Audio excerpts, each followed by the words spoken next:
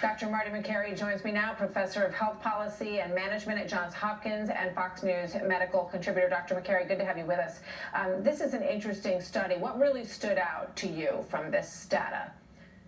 Well, good evening, Martha. You know, one question that we've never been able to answer with good data up until this point is, what about people who are completely healthy, who have no pre-existing conditions, no comorbidities? What is their risk? Because most of the data has been lumped together, including those at high risk and those at low risk. And it turns out from the analysis we did in half of the nation's health insurance data set, no child under age 18 has been found to die of COVID to date that has had no pre-existing condition.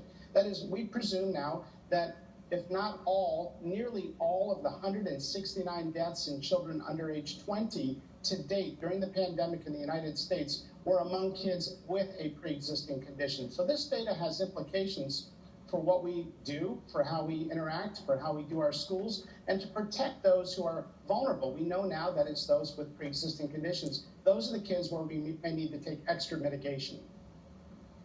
Yeah, absolutely. So you know that if you're in that category, you need to stay at home, absolutely, to prevent any risk. And the same goes with the teachers. If they fall into that category, they should be given a way to still continue to teach from home. You know, this obviously, that there is good news in these numbers when you look at them, Doctor, but the other numbers that are surrounding us right now are pretty scary. We're now at 1,300 deaths a day. It's the highest rate that we've seen since May. And I think that a lot of people thought that at the end of the summer, this was tapering off. It's clearly not. Well, we're bringing a lot of infection into this resurgence of the fall and winter. And even though we're doing a lot better as doctors in preserving life, we're taking a lot of infection in. So that's why we've had a death rate of 1,300 deaths per day on average over the last week.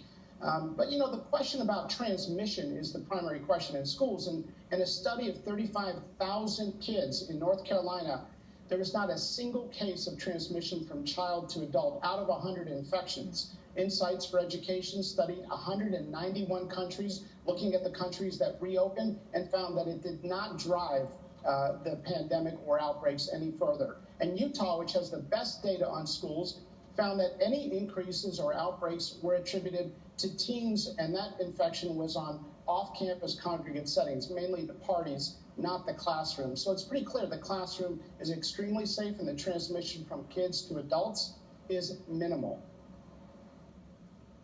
So why do you think that's not a message that's getting through to the leadership at these unions, the teachers' unions, or in some of our big cities like New York? Well, I think if the thought is we cannot tolerate a single transmission or an infection, then I think there's no way to really have a rational conversation. But if we look at the policies that we do for viral meningitis, bacterial pneumonia, seasonal flu, it turns out that death from COVID is below those things. And if we look at those who are healthy, more kids die from jellyfish than from COVID who are completely healthy. More kids die from eating a toothpick. More kids die from middle school football than from COVID. So I think we need to just have a reasonable conversation when we talk about the alternatives, and that is when schools are closed. There's a lot of public health problems.